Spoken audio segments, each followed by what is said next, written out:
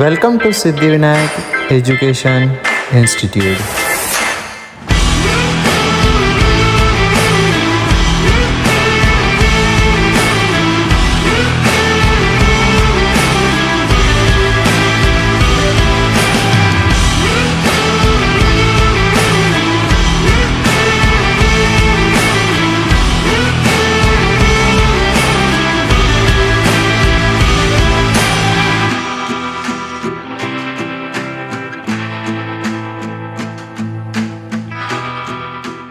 Shravani Purve from Siddhivinayak education institute. तो आज हम पढ़ने वाले इलेक्ट्रोमैग्नेटिक इंडक्शन के बारे में। इलेक्ट्रोमैग्नेटिक इंडक्शन में हम पढ़ने वाले कि मैग्नेटिक फील्ड के कारण करंट कैसे प्रोड्यूस होता है। तो इलेक्ट्रोमैग्नेटिक इंडक्शन में हम पहले पढ़ने वाले मैग्नेटिक फ्लक्स के बारे में। मैग्नेटिक फ्लक्स मतलब क्या होता है, एक एरिया है, इसमें से कितनी मैग्नेटिक फील्ड लाइंस क्रॉस कर रही है उसे हम मैग्नेटिक फ्लक्स कहते हैं। मैग्नेटिक फ्लक्स ये प्रोडक्ट होता है मैग्नेटिक फील्ड और एरिया का। एरिया जो होता है वो हमेशा अपने प्लेन के परपेंडिकुलर डायरेक्शन में होता है। तो ये हो गया थीटा, ये हो गया बी, ये हो गया एरिया वेक्टर। तो फ्लक्स क्या होता है, flux is equal to B dot A. Dot product आया मतलब इसका मतलब होगा B A cos theta. Theta is the angle between B and A vector. अगर थीटा आया तो थीटा के दो केसेस बनेंगे। फर्स्ट फाई मैक्सिमम कब होगा, फाई मैक्सिमम बी ए होगा जब थीटा 0 डिग्री होगा, और थीटा मिनिमम कब होगा जब थीटा 90 डिग्री होगा। अगर हम एक क्लोज सरफेस का मैग्नेटिक फ्लक्स निकालना चाहते हैं तो वो हमेशा 0 आता है, क्योंकि जितनी फील्ड लाइंस उस एरिया को क्रॉस कर रही है उतनी फील्ड लाइंस उसके बाहर भी निकल रही है, इसलिए उसका जो नेट फ्लक्स होगा वो हमेशा 0 आता है।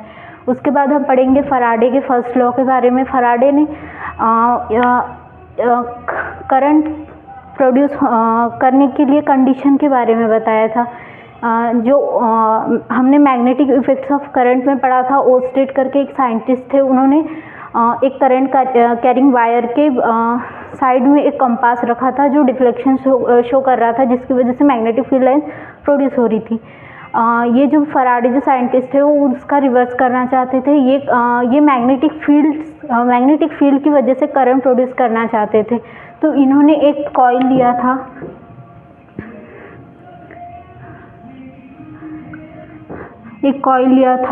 और उसके साइड में एक मैग्नेट रखा था नॉर्थ साउथ। उन्होंने क्या किया कि वो मैग्नेट को वो कॉइल के पास में मूव करने लगे, तब वहाँ पे करंट प्रोड्यूस हुआ।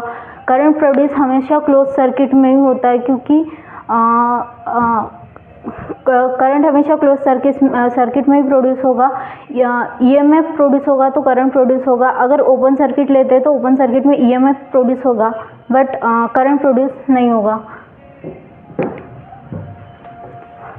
फिर हम पढ़ेंगे ईएमआई के कितने टाइप्स होते हैं। ईएमआई में फर्स्ट आता है, अगर मैग्नेटिक फ्लक्स में आता है बी ए कॉस थीटा। अगर बी और ए हो जाएगा कांस्टेंट और थीटा जो होगा वो वेरिएबल होगा, तो इसे हम कहते हैं पीरियोडिक ईएमआई।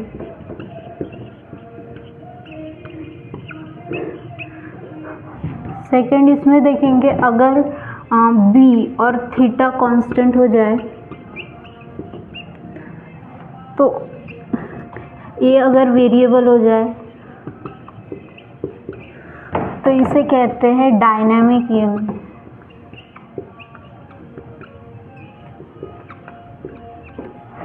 थर्ड इसमें देखेंगे, अगर थीटा और एरिया कांस्टेंट हो जाए तो उसे स्टैटिक ईएमआई कहेंगे।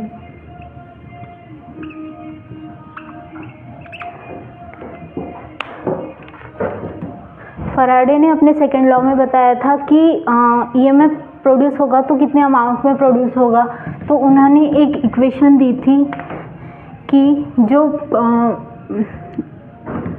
ईएमएफ प्रोड्यूस होगा वो minus D phi by D T होगा। ये जो निगेटिव साइन है, ये लेंस नाम के एक साइंटिस्ट थे, उन्होंने ईएमआई के डायरेक्शन के बारे में बताया था। जो ईएमआई प्रोड्यूस होता है वो हमेशा